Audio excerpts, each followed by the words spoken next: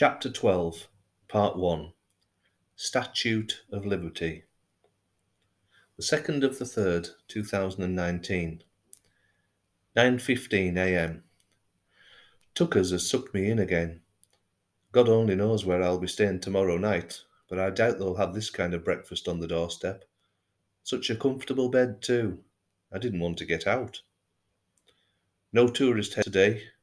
Straight down to the point at Battery Park. It is only a 15-minute ferry across, and I want to arrive before it gets swamped by tourists. It will also give me a chance to ride the subway down to the south of Manhattan, something else to tick off my bucket list for New York. From my research, it seems the museum at Ellis Island is well worth a visit too. According to the website, approximately 12 million immigrants entered America through the Golden Door of Ellis Island. Today, the descendants of those immigrants account for almost half of the American people. A purely staggering statistic, and one that shows the diversity of the population. America is not so much an individual country, rather a microstate for the worldwide community. It also states that the immigration offices opened in 1892 and closed their doors in 1954. So, for 62 years, Ellis Island was the front door to New York, America, and a new life for millions of dreamers. The Kaplans were dreamers. They dreamt of being united with their parents again. What was Ernie's dream, I wonder? He was going there for the girls, not for himself. Did he stay with them? Did he make a life out here for himself? How long was he in America before coming back to Britain? How long did he remain as Daniel Frankenberg? And how did he rediscover his own identity? Again, so many questions and so little time to try and find the answers. I shall sign off now and update you over lunch. My ship awaits. 12:20 p.m. $26 for a return ticket on the Miss Island ferry. An absolute bargain, and it included a stop-off and a walk around Lady Liberty herself. She looked absolutely minuscule from the top of the World Trade Center, but close up she was a fine sight and much bigger than I imagined her to be. The view of the skyline looking back towards the ferry terminal at Battery Park was something to behold too. Even back in 1948 it must have been an incredible sight on the approach into New York. But the journey was a perilous one.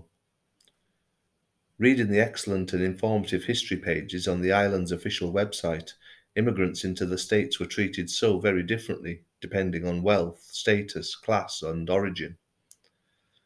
First and second class passengers were rarely detained or scrutinized on arrival. Port authorities deemed, rightly or wrongly, that if they were rich enough to pay for a better ticket, they were less likely to be considered a drain on the resources of the state, and were therefore welcomed with open arms. Steerage, or third-class passengers, were viewed with more suspicion, and were often detained for long periods until they proved they were healthy and wealthy enough to enter the US, without becoming too much of a hindrance or a burden. I suspect Ernie and the twins fell into this category. It would appear that they would have been required to complete a medical examination and some form of interrogation before being allowed to leave the holding bays. From what I have read, conditions aboard the steamships would not have been great for passengers of any class, let alone those who did not have the luxury of a cabin. Illness and seasickness were rife. Days and even weeks without decent food, sleep, or a proper wash. Toilet facilities were as basic as could be too. God only knows what was out there floating in the Atlantic Ocean.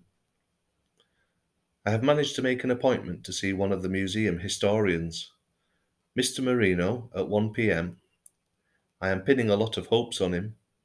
The island is a fascinating place, such an incredible site of historical importance. It turns out that, when Ernie was on his way over, President Truman was announcing a significantly important change to the law to help to support the masses of refugees arriving in America following World War II. This Displaced Persons Act of 1948, which offered a lifeline to hundreds of thousands of desperate folk keen to enter into the US, was sanctioned by Congress in the middle of the year. Attitudes towards refugees in the 1930s was one of skepticism and mistrust. Even when the Nazi war machine started its systematic destruction of all those they deemed inferior, the US still closed and bolted its doors to those who dared to try and flee for sanctuary. It would appear that their conscience was pricked when the extent of the genocide came to light, and the doors were open again. On a lighter note, this maple syrup pie is bloody delicious. The Americans may not be known for the best in worldwide cuisine, but they certainly know how to eat for pleasure. Fattening, but fabulous. As the rather chubby waitress said when she saw the look on my face after she positioned the plate in front of me, "You may as well die happy, sir." How right she was. I will update again after my keenly anticipated meeting with Mr. Moreno. I'm excited and nervous, scared even. What this man tells me could be vital. In many ways, the next stage of the investigation depends on him. I'll nip back in here for a coffee later and update you again, Mr. Diary.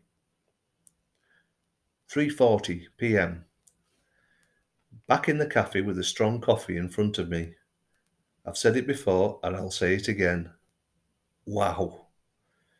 To say I'm bubbling again with excitement and enthusiasm would be an understatement.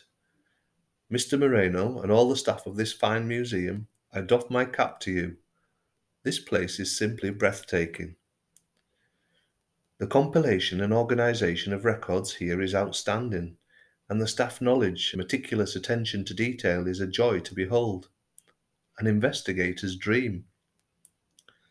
Part of me envisaged rooms of dusty shelves, packed with parchments and files containing faded registers, accounts and archives, but I did them a huge disservice.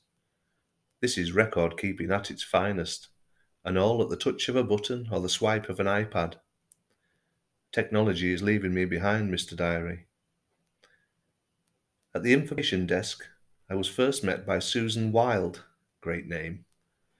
She explained that Mr. Moreno was running a few minutes late, but not to worry, he was expecting me. She led me down the corridor and then into a large side room filled with computer booths. She explained that all records were held on their database. This would be the primary centre when searching for ships and passengers. Half a dozen people were in there already, tapping away and staring intently at the screen in front of them, no doubt searching for descendants of their own families. She found me an empty computer station and explained very simply how the search facility worked. She explained that all passenger records were kept on the database, with the original document filed elsewhere in the bowels of the museum. As was common with any kind of nautical record or register, the quality of these records, including the spelling of names and place of origin, were at the mercy of the registrar at the time. This was totally understandable.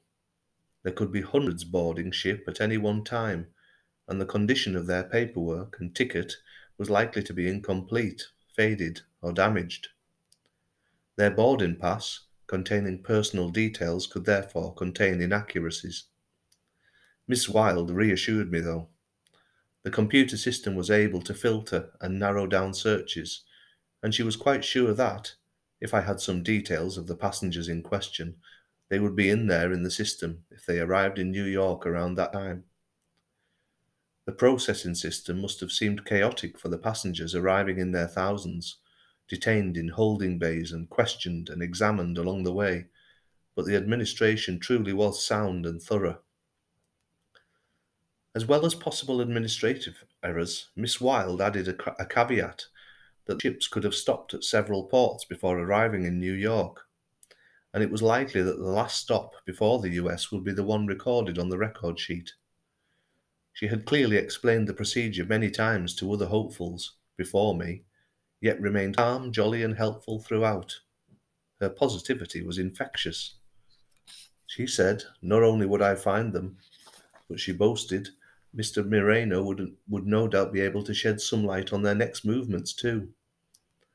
I was told to take my time and see what I could find out before he arrived.